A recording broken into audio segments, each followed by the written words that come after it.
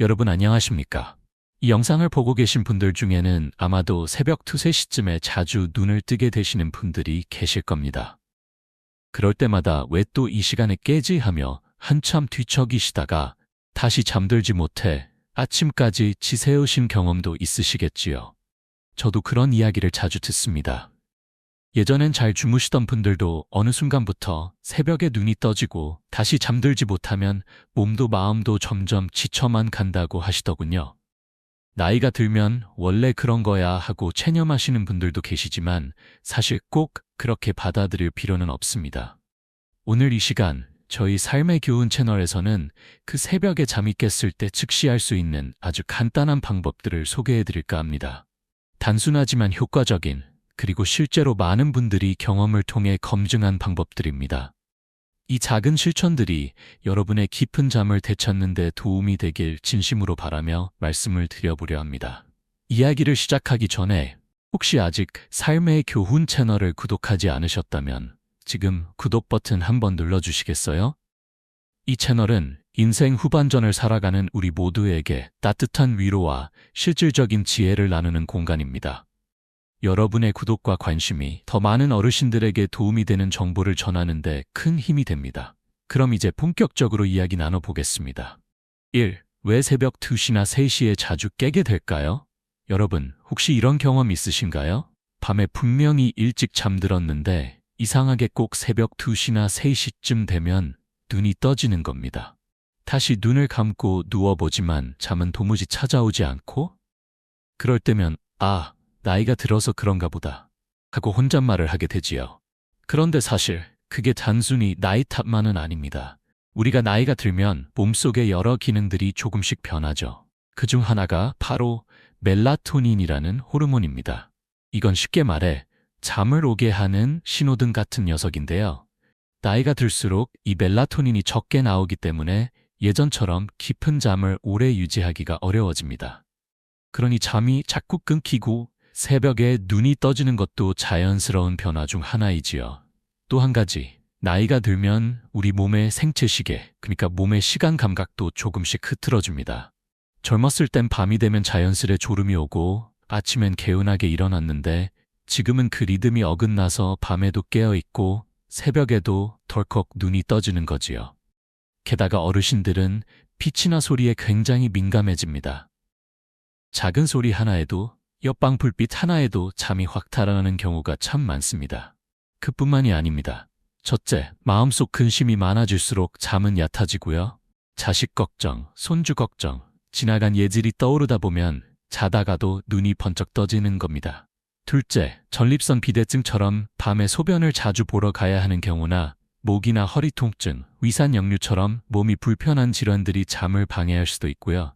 셋째, 낮에 너무 오래 주무시거나 운동량이 부족하면 몸이 피곤하지 않으니 밤잠이 얕아지게 됩니다.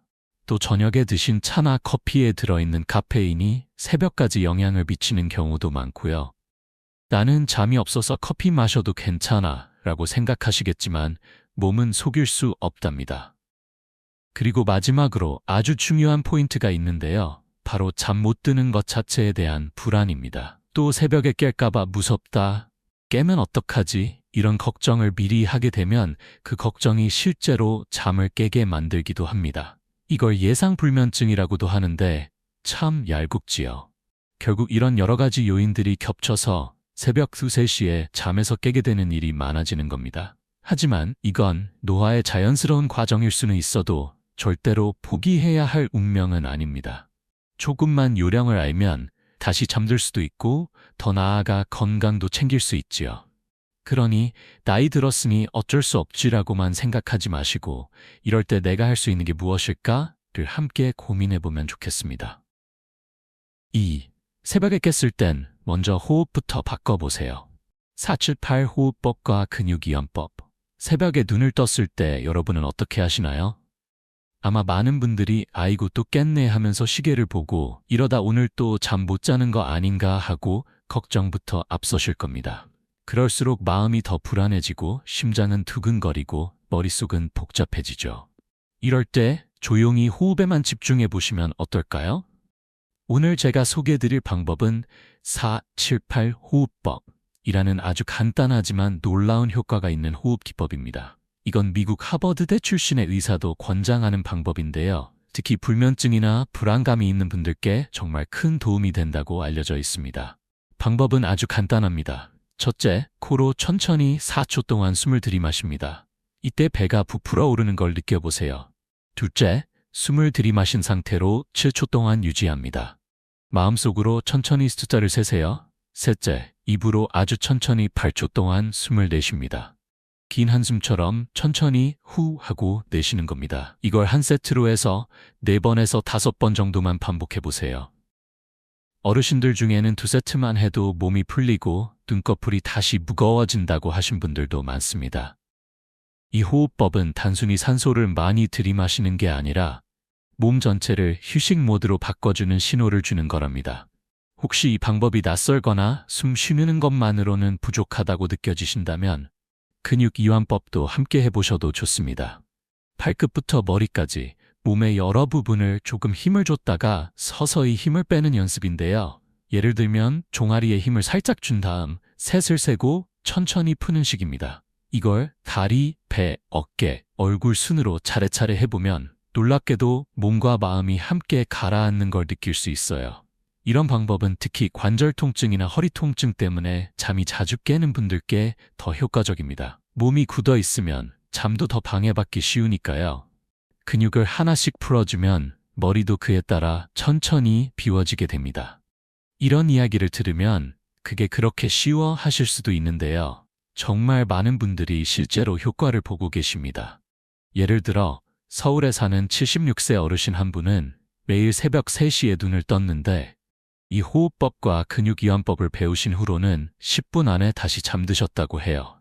처음엔 반신반의하셨지만 지금은 이제는 그게 내 새벽 친구야 하시며 웃으시더군요.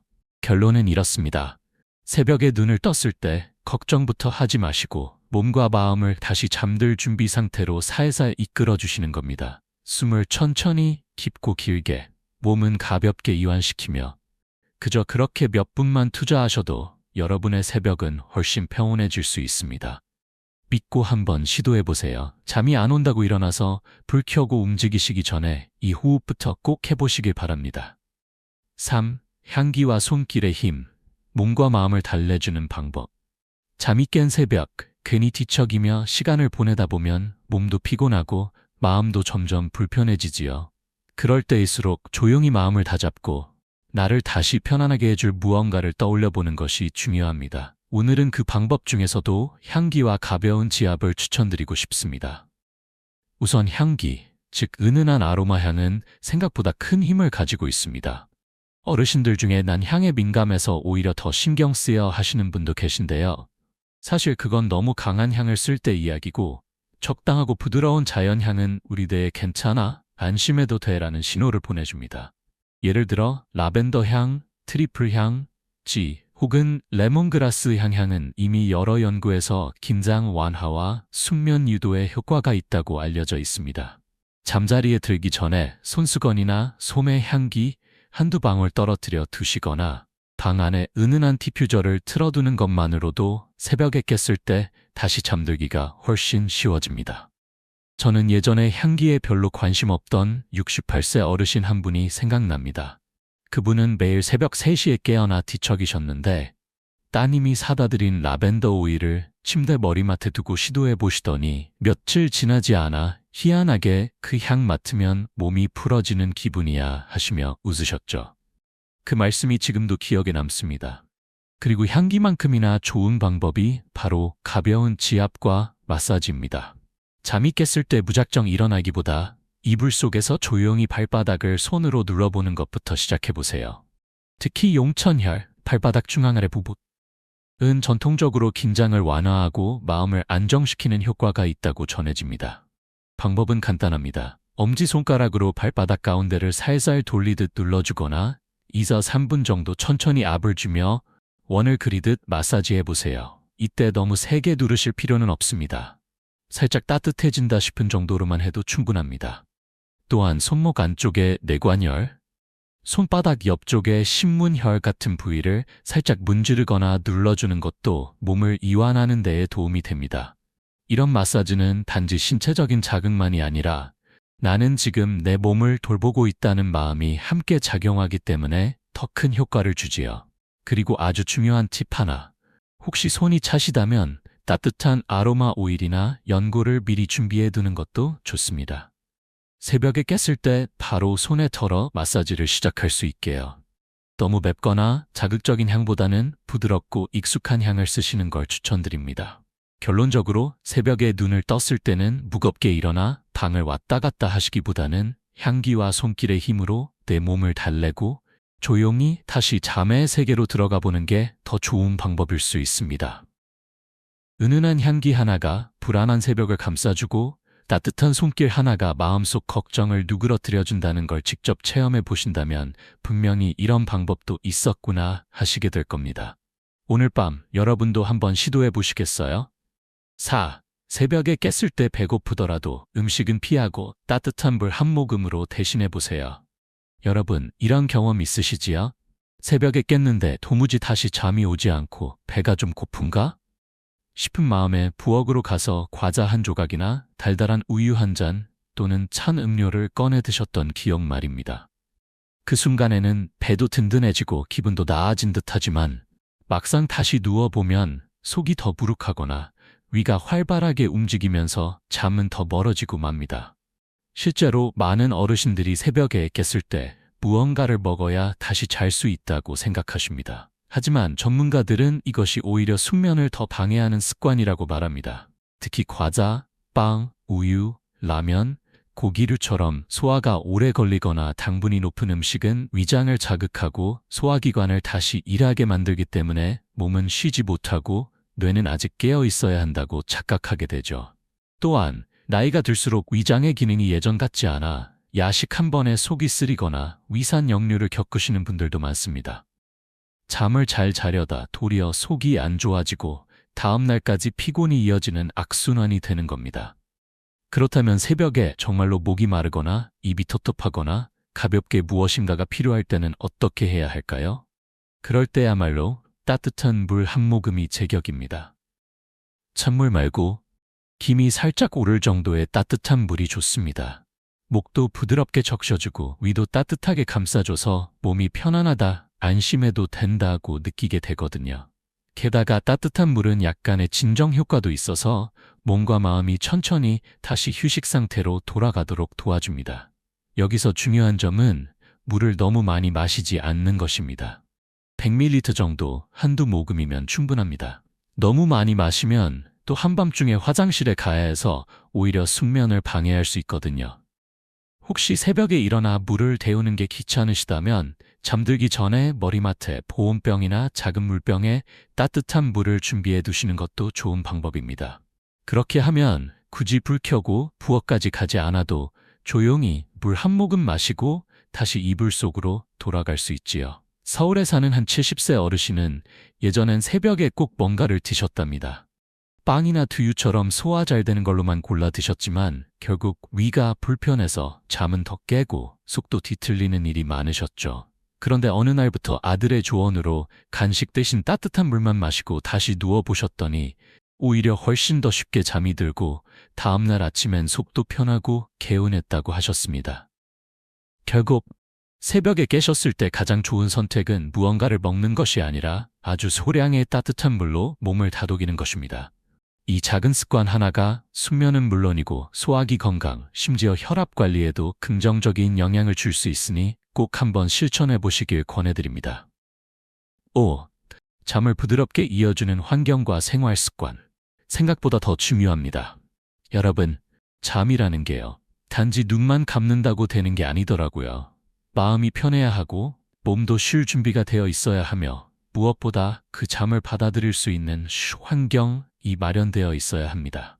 그래서 오늘은 잠자리 환경과 생활 습관에 대해 꼭 말씀드리고 싶습니다. 많은 분들이 잠만 오면 어디서든 잔다고 하시지만 실제로는 방 안의 작은 불빛, 살짝 더운 온도, 혹은 TV에서 흘러나오는 조용한 소리 하나에도 우리의 수면은 쉽게 방해받을 수 있습니다. 특히 나이가 들수록 이런 자극에 훨씬 민감해지기 때문에 잠들기 위한 조건을 잘 다듬는 것이 훨씬 더 중요해집니다.